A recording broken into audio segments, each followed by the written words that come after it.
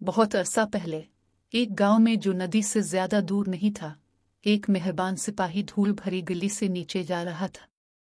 इसकी हरकत सुस्त थी क्योंकि वो सारे दिन से चल रहा था।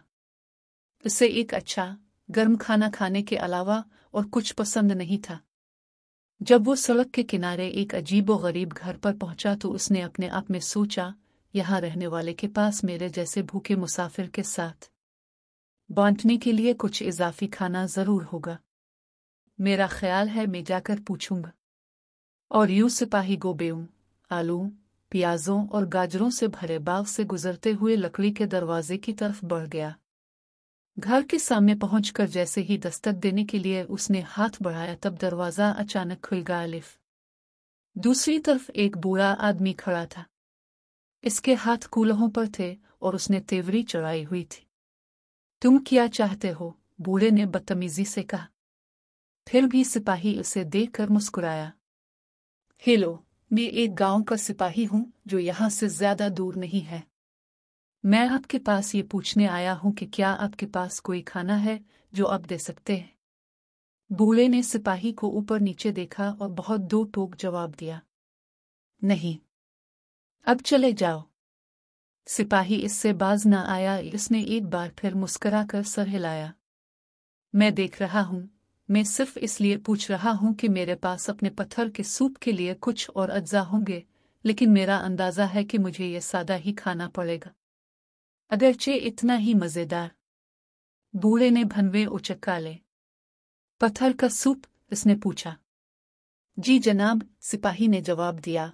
अब अगर आप मुझे जाने की इजाज़त देंगे। सिपाही रास्ते के बीच में चला गया और अपने सामान में से एक लोहे की देगची निकाली।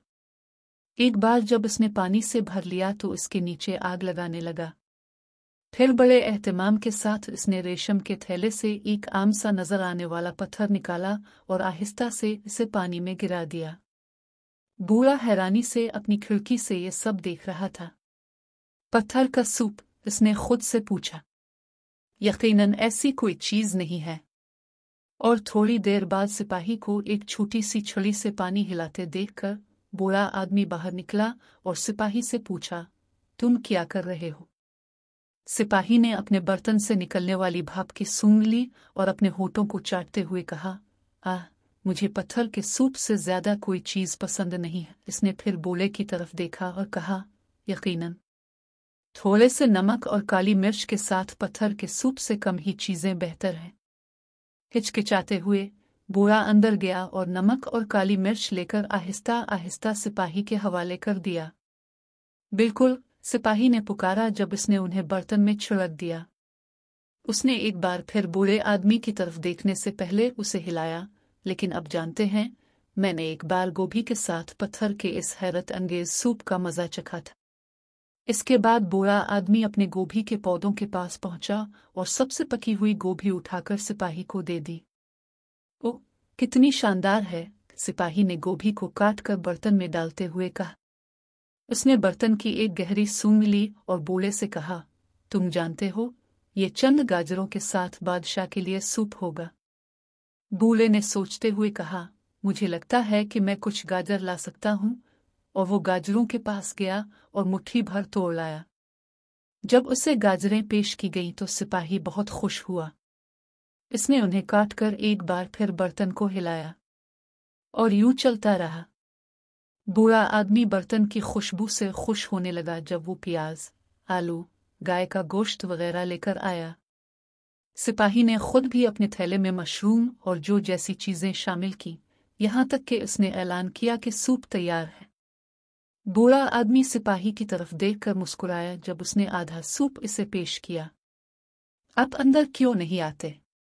मेरे पास आज सुबह बेकरी से सीधी लाई गई ताज़ा डबल रोटी है जो पत्थर के सूप के साथ मज़ेदार होगी, इसने शफकत से कहा। और उस तरह बूढ़े आदमी और सिपाही ने मिलकर एक शानदार खाना खाया। सिपाही ने अपने थैले से दूध का एक डब्बा निकाला और वो भी शेयर किया। बूढ़े आदमी ने सिपाही से इत्तेफाक किया कि सूप इससे बेहतर था जो उसने पहले कभी चखा था। ये इस वक्त तक नहीं हुआ था जब तक कि सिपाही ने इसे रेशम का थैला नहीं दिया था जिसमें पत्थर था। बूढ़े को हकीकत मालूम हो गई।